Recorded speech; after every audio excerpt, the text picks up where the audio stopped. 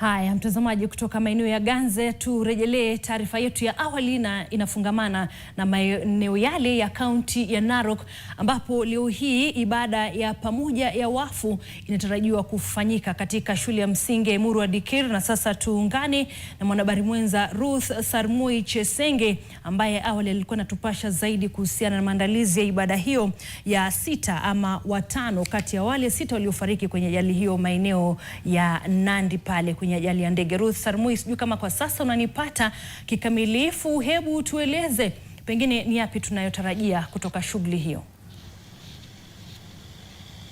Naam, kwa sasa Wakesho, picha unazotazama kwenye kamera ni kwamba msafara wa mwisho wa Johana Ngeno na wengine wanne umeondoka ama umeng'oa nanga kutoka eneo la Mogondo TTI wakielekea eneo la Emurua Dikir, ambapo ibada hiyo jumuishi ya wafu inatarajiwa kufanyika.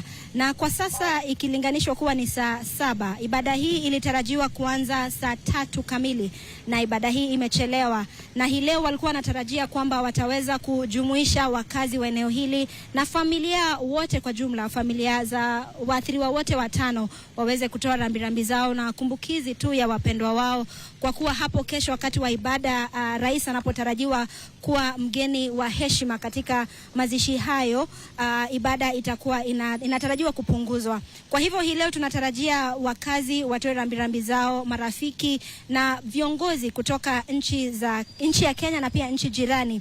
Kumbuka kwamba mbunge huyu wa Emurua Dikir Johana Ngeno alikuwa anapenda sana muziki, na kuna baadhi ya wageni haswa kutoka Uganda ambao wanatarajiwa kufika hii leo, na wanamuziki wengi kutoka maeneo haya ya Narok, Bomet, Kericho na kusini ama kaskazini mwa Rift Valley wanatarajiwa kufika hapa kumkumbuka patron wao wa muziki ambaye alikuwa anaongoza na kuwapigania katika maslahi yao ya muziki na kuwaelimisha ili wafahamu yale mambo ambayo wanafaa kujua ili waweze kujikimu kutumia sanaa yao ya muziki. Kwa sasa tumo barabarani tukielekea katika eneo hilo la Emurua Dikir, na pindi tutakapowasili tunatarajia kwamba huzuni itakuwa nyingi tu kutoka kwa wakazi, kwa maana kiongozi huyu alikuwa anaonekana ama alikuwa kioo cha eneo hili. Kumbuka kwamba Johana Ngeno ni mbunge wa kwanza wa eneo bunge hili la Emurua Dikir baada ya kuchaguliwa mwaka 2013 baada ya eneo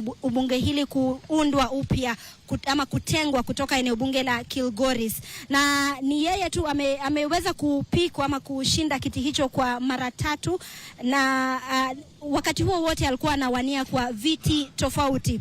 Kwa hivyo wakazi wamemiminia sifa tele ya kwamba ameweza kuleta maendeleo, ikiwemo stima, kuna shule ya KMTC, kuna shule ya TTI ambayo maeneo mengine hata jirani hawana, na wakazi wanajivunia tu mambo hayo kama tu baadhi ya mambo ambayo kiongozi huyu aliweza kufanya.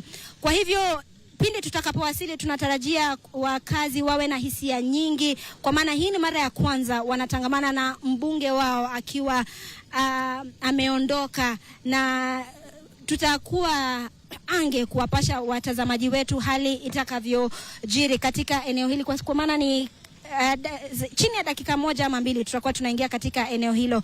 Kwa hivyo tutazidi kukita kambi katika eneo hili na tutajuza watazamaji wetu mengi zaidi katika taarifa zetu za hapo baadaye. Wakesho. Naam, asante sana Ruth Sarmui Chesenge. Bila shaka atakuwa anatueleza kikamilifu baadaye jinsi shughuli hiyo nzima itakavyokuwa ikichukua mkondo.